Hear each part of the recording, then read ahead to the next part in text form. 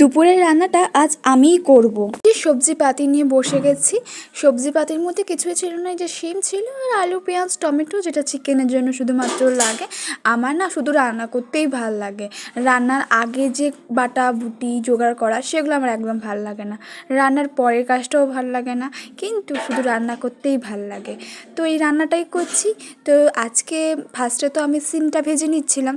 সিম team ভাজার পরে এদিকে আমি আবার চিকেনের জন্য প্রিপারেশন সব কিছু করে নিয়েই রান্না করতে এসেছি, কারণ আমার না না প্রিপারেশন করে রান্না করলে আমি সব যেন গুলিয়ে ফেলি, কী কার পর কী করতে হবে, কীটা না করতে হবে।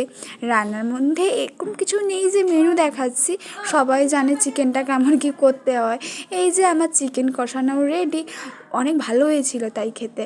সে যাই হোক, রান্নাবান্নার পরে এই যে আমার বেসিন পুরো একদম ভর্তি থালা বাসনে, আমি একদম কাজ গোছালোভাবে করতে পারি না। এই যে রান্নার মেনুতে ছিল সিম ভাজা আর বড়ি ভাজা আর মাংস।